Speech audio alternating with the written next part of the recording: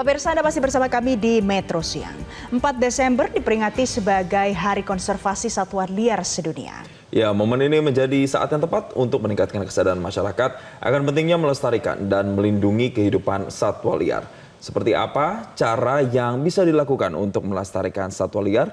Berikut kami hadirkan segmen Ayo Cari Tahu.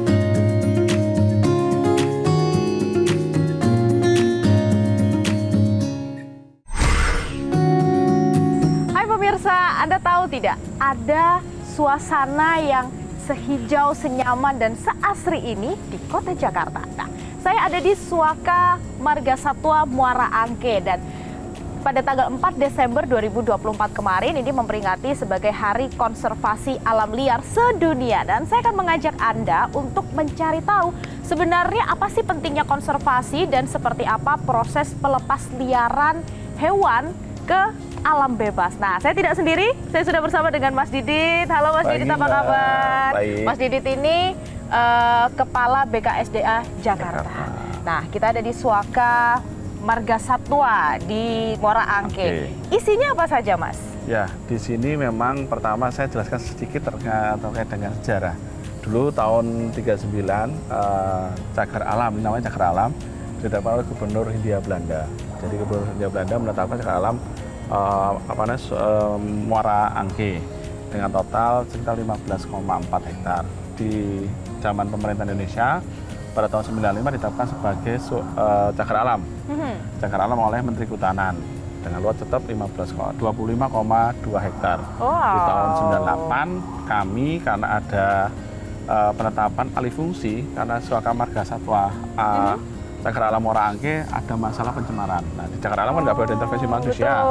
Makanya ada pencemaran, dialihfungsikan menjadi Suaka Marga Satwa Muara Angke di tahun 98 dengan luasan 25,2 hektar. Sampai saat ini? Sampai saat ini existing. Tadi saya lihat ada monyet ekor panjang kalau tidak salah ya. Terus ada apa lagi Mas di sini? Ya, benar Mbak. Jadi mandat dari kawasan ini pertama, kenapa dia ditetapkan Suaka Marga Satwa Muara Angke, dia menjaga populasi monyet ekor panjang. Dan juga di sana terdapat ada sekitar 26 spesies burung air yang di sini. Wow, burung air ini memang hewan endemik di sini atau juga migrasi dari mana gitu Mas? Ya, sebenarnya hewan endemik di sini cuma satu, hewan endemik Jawa yaitu bubut Jawa. Tapi kebanyakan ada beberapa satwa burung air yang migrasi. Ada sekitar 110 spesies burung air yang terestrial ada di sini. Ada juga banyak, ada 13 jenis mamalia, mulai monyet ekor panjang, berang-berang cakar kecil, ada juga di sini ada buaya muara. Ada buaya muara juga. Buaya muara di sini. Oke, nah kalau bicara soal pelepas liaran, di sini juga sempat ada hewan yang dilepas liarkan kalau tidak salah berang-berang ya. Nah, Mas Didit, sebenarnya proses pelepas liaran itu seperti apa sih agar masyarakat tahu nih? Oke, jadi memang karena dia mandatnya Suaka Marga Satwa tidak boleh serta-merta atau seenaknya melepas liarkan. Nggak boleh sembarangan? Nggak boleh sembarangan. Jadi kalau Bapak, Ibu, pemirsa mau melepaskan ada mekanismenya. Pertama mengajukan kepada kami. Kami akan melakukan kajian terkait pertama daya dukungnya seperti apa. Yang pasti satwa endemik yang bisa dilepaskan. Satwa yang tidak endemik nggak bisa. Kedua, kita lihat habitatnya, pakannya ada atau enggak. Terus ketiga, hewan yang dilepas liarkan pastinya harus diperiksa terkait dengan kesehatan satwa dan ada proses karantina dan habituasi. Itu ya. Biasanya memakan waktu berapa lama? Tergantung satwa seperti apa. Kalau satwa hasil serang dari masyarakat atau hasil tegalan, kita harus karantina. Kami punya pusat penyelamatan satwa di Tegal Alur, salah satunya PPS plat merah di Indonesia. Wow, kalau semisal hewan itu ternyata tidak lolos karantina, itu sangat memungkinkan? Sangat memungkinkan. Lalu? Jadi ada banyak, biasanya hasil penegakan hukum, kalau hewannya tidak sehat atau dia cacat dan tidak layak dilepas liarkan, kami akan melakukan karantina. Dan kami akan biasanya mendistribusi ke teman-teman lembaga konservasi. Seperti ada Ragunan di Jakarta, Taman Pija, Taman Impian Jaya Ancol, terus teman-teman di Taman Mini dan lain sebagainya. Berarti memang tidak dipaksakan untuk dilepas liarkan ya, karena berbahaya untuk si hewan dan juga ekosistem yang dilepas. Nah, kemudian Mas, kalau bicara soal konservasi, sebenarnya apa sih pentingnya konservasi untuk kita nih manusia? Suaka Marga Satwa Muara Angke salah satu mungkin kita bilang benteng terakhir pertahanan pertahanan sapu hijau Jakarta.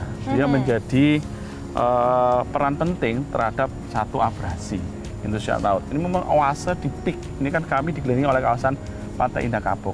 Iya. Nah, ke depan mudah-mudahan ini menjadi sebuah ajang untuk tempat untuk lokasi edukasi, penelitian dan juga satwa rekreasi minat khusus. Termasuk di sini kalau kita lihat di kanan kiri saya nih ada banyak mangrove ya. Ini juga sebagai salah satu benteng terakhir juga nih Mas. Benteng terakhir sistem penjaga kehidupan Jakarta, terutama di wilayah Jakarta Utara. Jadi selain flora, di sini ada fauna, ini ada flora. Ada berbagai macam jenis tumbuhan mangrove yang Mbak lihat segini kan banyak nipah. Ada beberapa jenis mangrove. Ini salah satu barier atau sapu hijau untuk menutupi kota Jakarta terhadap bencana hidrometeorologis. Oke, ini menarik ternyata pemirsa. Jadi Suaka Marga Satwa, wah ada suara apa itu? Ada monyet ekor ada panjang. suara monyet ekor panjang menemani kita ya. Dan ini letaknya bisa dibilang ada di tengah-tengah kota Jakarta. Di kanan kirinya ada perumahan, ada gedung, tapi di sini masih ada satu lokasi yang hijau-hijau, nyaman dan juga asri. Ini semoga bisa terus dijaga begitu ya Mas Didit ya. Dan kalau mungkin pemirsa pengen ke sini juga bisa? Bisa. Jadi memang ini bukan mass tourism, jadi segmen tourism. SM Muara Angke ini lebih difokuskan kepada kegiatan edukasi konservasi, penelitian dan pendidikan.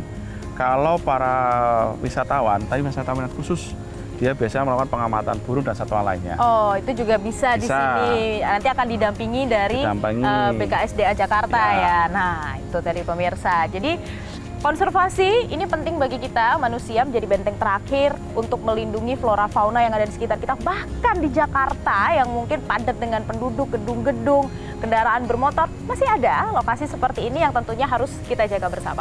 Terima kasih banyak Mas Didit atas waktunya sudah mengajak saya berjalan-jalan ke sini, dan itu episode Ayo Cari Tahu hari ini. Sampai jumpa di episode berikutnya. Jelajahi cara baru mendapatkan informasi. Download Metro TV Extend sekarang.